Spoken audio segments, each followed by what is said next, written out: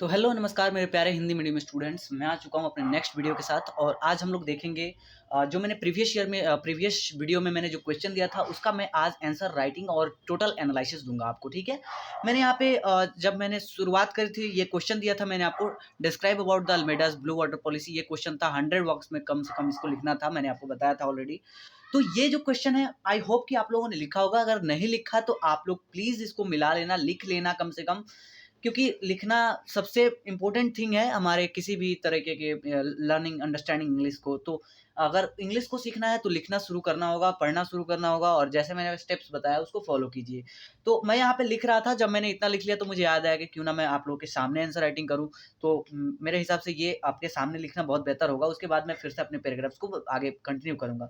तो मैंने यहाँ पे लिखा है कि Francois de Almeida was come to India as governor in 1505 and he enacted policy called blue water policy. ये मैंने थोड़ा सा ओवरव्यू दे दिया था, क्योंकि इस क्वेश्चन का डिमांड था कि आखिर अल्मेडा का जो ब्लू वाटर पॉलिसी था वो क्या था। तो मैंने इस डिमांड को यहाँ पे थोड़ा सा इसका डिमांड का ओवरव्यू दे दिया। हालांकि हमारे क्वेश्चन की जो टोटल पैराग्राफ है उस ब्लू वाटर पॉलिसी में ही घूमेगी। ठीक है, तो हम लोग अब इसको देखेंगे यहाँ से। when sea routes to India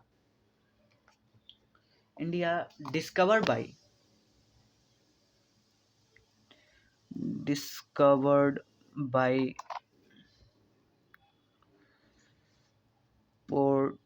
Portuguese governor Vasco da Gama. It became easier for Europeans to come to Indian market for their direct commercial trades. माफ़ कीजिएगा, राइटिंग उतना अच्छा से नहीं बैठ रहा है, क्योंकि मैं यहाँ पे एक हाथ से कैमरा को जो है पकड़ के फिर मैं लिख रहा हूँ। ठीक है, तो ये आप लोग समझिएगा, ये मैं बोलते भी जा रहा हूँ, तो आई होप कि आपको ये समझ में आ रहा होगा। तो मैंने यहाँ पे ब्लू वाटर पॉलिसी के पहले जो थोड़ा सा प्रीटेक्स्ट होता है वो मैंने यहाँ पे ऑलरेडी डिफाइन कर दिया, यहाँ पे दे दिया, यहाँ पे दे दिया। ठीक है, now Portuguese wanted to consolidate the power in Indian market. That's Almeida came. इसीलिए Almeida came to India to further का मतलब अगर किसी को ना पता हो तो फर्दर का मतलब होता है आगे की ओर। तो फर्दर कंसोलिडेशन और extension of Portuguese power in initial period. अब यहाँ पे मैं इस क्वेश्चन के डिमांड को सीधा लिख रहा हूँ। In initial period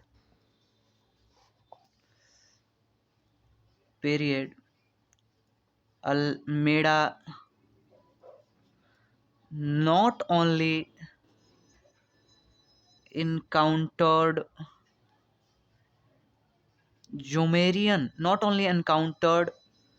the asked not only encountered, यहाँ पे केवल उसने ये encounter not only encountered the question of consolidation of Portuguese power, but he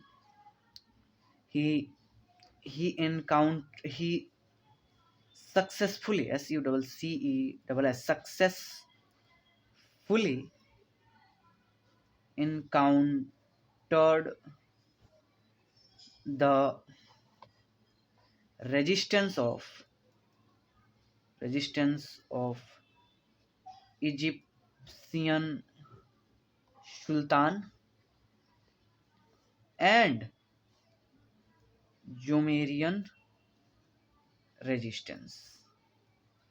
उसने केवल पोर्टुगीज कंसोलिडेशन को ही नहीं इनकाउंटर किया, सामना किया, उसने किस चीज को, इजिप्शियन जो सुल्तान का जो फ्लीट बेड़ा आया था इन लोगों को रोकने के लिए, तबाह करने के लिए, उसको भी इनकाउंटर किया। और जोमेरियन जो रेजिस्टेंस है, जो जोमेरियन जो राजा थे वहां पे, उन्होंने जो प्रतिरोध करना शुरू किया पोर्टुगीज पावर का कंसोलिडेट होने के लिए उस क्षेत्र में, तो उसको भी वो मतलब कंसोलिडेट किया, उसको भी इनकाउंटर किया, उसका भी सामना किया सक्सेसफुली ये अल्मेडा ने। ठीक है, he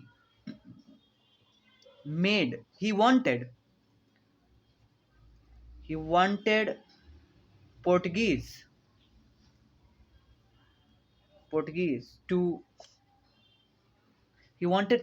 to make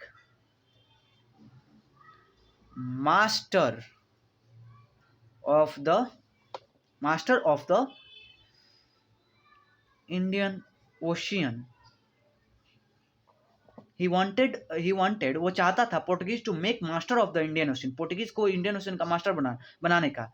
in this and certainly, और निश्चित ही, सर्टेनली या इंडीड भी निश्चित होता है, सर्टेनली या इंडीड निश्चित ही, इन दिस कॉन्टेक्स्ट, इस संदर्भ में, इसका मतलब संदर्भ होता है, संदर्भ में, कॉन्टेक्स्ट, इन दिस कॉन्टेक्स्ट, किस कॉन्टेक्स्ट में, पोर्टुगीज को master of the Indian ocean बनाने के संदर्भ में, in this context he crossed brutally, बेरहमी से, brutally, BRUTALLY, brutally, combined forces of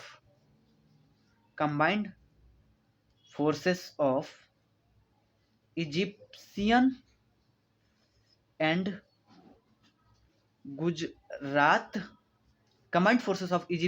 Gujarat, fleets in naval battle in Indian Ocean, technically called, that is came to known as blue water policy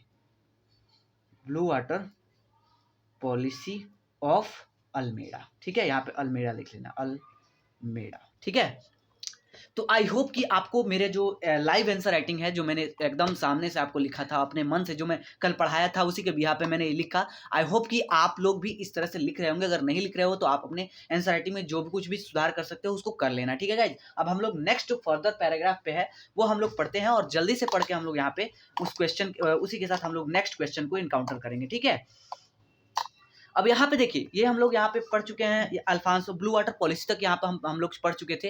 अब हम लोग जो अगला जो है वो अल्फांसो डी अल्बुकर्क के बारे में पढ़ेंगे। देखिए, मैं आपको कोई किसी तरीके से हिस्ट्री नहीं पढ़ा रहा हूँ, मैं आपको बता दूं कि मैं आपको किसी तरीके से हिस्ट्री नहीं पढ़ा रहा हूँ, मैं आपको सीधी सी बात है लैंग्वेज पकड़ना सिखा रहा हूँ। एंड बिहाफ ऑफ लैंग्वेज मैं आपको ये भी सिखाने की कोशिश कर रहा हूँ कि आखिर आपको लिखना कैसे है। तो आप बिल्कुल भी ना समझे कि मैं आपको किसी तरह से हिस्ट्री का टीचर बन चुका हूँ, आपको हिस्ट्री पढ़ाया जा रहा हूँ, ऐसा कुछ भी नहीं है गाइस। ठीक है, मैं आपको लैंग्वेज पकड़ना सिखा रहा हूँ। अगर एक बार आपने लैंग्वेज, अगर ये ना होता कोई और भी होता, उसमें भी मैं आपको सेम प्रोसेस से पढ़ाता।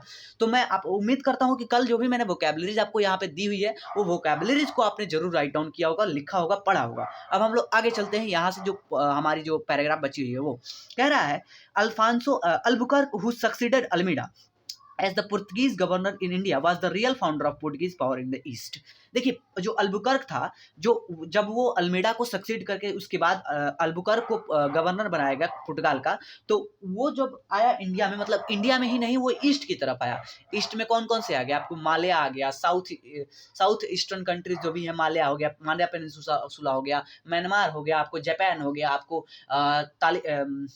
वो वियतनाम हो गया, आपको ये सब ईस्ट में पड़ते हैं। तो जब वो ईस्ट में आया तो वो उसको ही पुर्तगाल का रियल को फाउंडर माना गया, क्योंकि उसने ऐसे ऐसे चीज़ों को पुर्तगाल के लिए किया जो कहीं ना कहीं पुर्तगाल के बेस को मजबूत किया। आगे चलिए, अ टास्क ही कंप्लीटेड बिफोर हिज डेथ, अपने डेथ के पहले बहुत सारे उसने टास्क को कंप्लीट किया था। He secured for Portuguese the strategic control of Indian Ocean by establishing base overlooking all the entrances to the sea. उसने क्या किया, उसने पहले तो इंडियन ओशियन में जो एक स्ट्रेटेजिक कंट्रोल इंडियन ओशियन में उसने बना लिया था, अब पुर्तगाल के हिसाब पॉइंट ऑफ व्यू से, ठीक है। जिसके वजह से क्या हो रहा था, उसको मतलब पेनिट्रेट करना, उसके जो उसने जो बनाया था स्ट्रेटजी कंट्रोल लिया था, उसको पेनिट्रेट करना बहुत मुश्किल था अदर यूरोपियंस के लिए या फिर किसी अलग पावर के लिए, ठीक है। अगला कह रहा है कि बाई एस्टेब्लिशिंग कह रहा है यहाँ पे देखिए, there were Portuguese strong holds in East Africa of Red Sea और at Ormuz in Malabar and मेलक्का।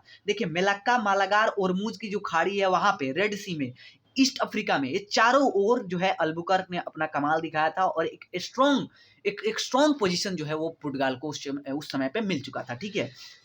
अगला कह रहा है, क्या कह रहा है यहाँ पे, द पुर्तगीज, यहाँ से देखिए, the Portuguese under Albuquerque bolstered their strong hold by introducing a permit system for other ships and exercising control over the major ship building centres in the region. वो जहां भी गए, वो जहां भी पुर्तगीज जहां भी गए, उन्होंने वहां पे शिप बिल्डिंग का जो इंडस्ट्री था उसको एक अधिकार वहां पे मोनोपोली कर लिया उसमें, कि ना हम शिप किसी को बनाने देंगे ना कोई बनाएगा, हम बनाएंगे, हम जिसको देंगे वहीं जाएगा। और इस तरह से क्या होता था कि वो जितने भी शिप मतलब उसके इर्द गिर्द जाते थे, उस इंडियन ओशियन में जाते थे या रेड सी में जाते थे, वो पुर्तगाल के ही बनाए गए होते थे। पुर्तगाल का एकाधिकार हो चुका था इंडस्ट्रीज पे, तो पुर्तगाल ही बनाता था और पुर्तगाल ही जिसको देता था, परमिट करता था, वही उसमें जाता था। वो सारे शिप्स पुर्तगाल के अंडर में रहते थे। अगला कह रहा है कि the non availability of timber in the Gulf and Red Sea regions for ship building also help the Portuguese in their objectives. अब देखिए गल्फ में, यानी कि जो गल्फ कंट्रीज है, जो सेंट्रल इंडिया से, जो सेंट्रल एशियन कंट्रीज है, जैसे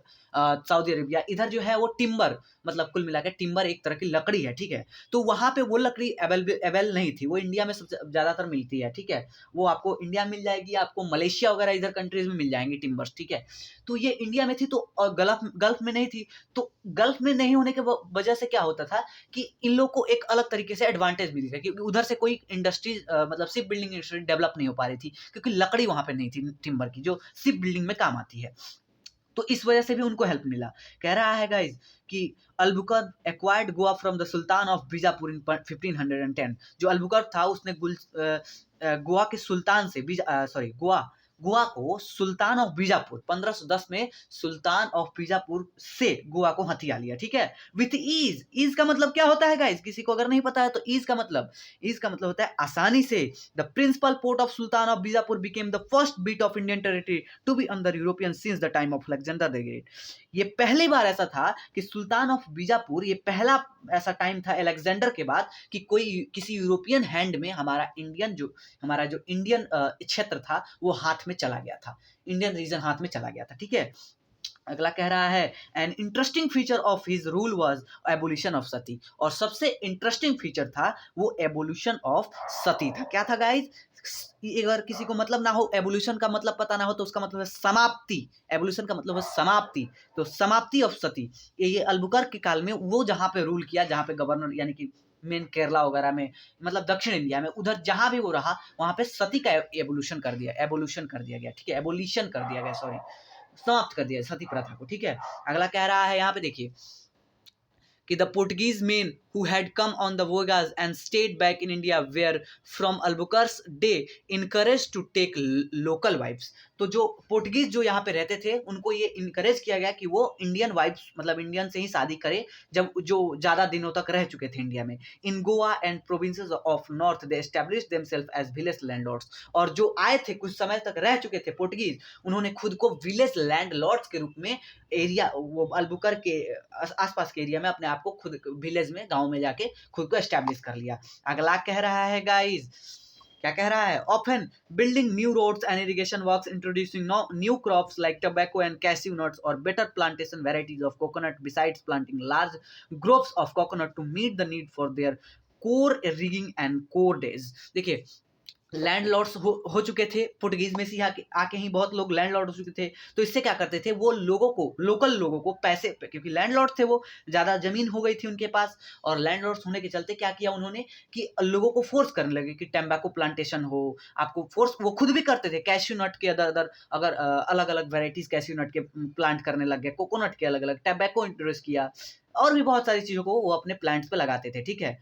अब कह रहा है in the cities they settled as artisans and master craftsman, और जो शहरों में बसे थे पुर्तगीला के, वो क्राफ्टमैन, आर्टिसंस यानी कि पेशे के रूप में आर्टिस्ट बन चुके थे। आर्टिसंस बहुत सारे कलाकार, मतलब आर्टिसन का मतलब कलाकार ही नहीं होता है गाइज, आर्टिसन का मतलब हो गया बहुत सारी, जैसे कोई अच्छा, कोई किसी फ्रिज बना, कोई मतलब लकड़ी का कुछ सोफा सेट बनाने में मास्टर हो गया, इन सभी चीज़ों में क्राफ्ट्समैन वगैरह, ये सभी चीज़ों में वो मास्टर बन चुके थे। बिसाइड्स बीइंग ट्रेडर्स, और ट्रेडिंग भी करते थे, ठीक है। Most of such Portuguese came to look upon their new settlements rather than Portugal as home. देखिए बहुत सारे जो लोग आए थे पुर्तगाल से होके, वो एक न्यू सेटलमेंट के रूप में आए थे, ठीक है। ऐसा नहीं था कि वो मतलब कुछ सोच के आए थे, पुर्तगाल के मतलब पुर्तगाल के भेजने पे आए थे, ऐसा नहीं था। वो पुर्तगाल में तो रहते थे, लेकिन वहाँ पे उनको ज़्यादा ईज़ नहीं होता था रहने में, तो वो पुर्तगाल को छोड़कर एज़ अ वो रहने के लिए हमारे इंडिया में चले आए थे। मतलब सेटलमेंट के तौर पे, एक अल्टरनेट सेटलमेंट के तौर पे, ठीक है। जैसे हम लोग जाके अमेरिका में बस जाते हैं, ऐसा कुछ। तो आई होप कि आपको यहाँ तक समझ में आया होगा, और अगर समझ में आया हो तो आप एक क्वेश्चन लिख लीजिए कि describe about the achievements of Alfonso de Albuquerque. Why he is called as the real founder and father of Portugal power in India. ये क्वेश्चन है, और इसको कम से कम आप 100 वर्ड्स में लिख के आइएगा। Thank you so much. मैं कल अपने न्यू वीडियो के साथ रिप्रेजेंट करूंगा answer writing as well. Thank you so much, bye.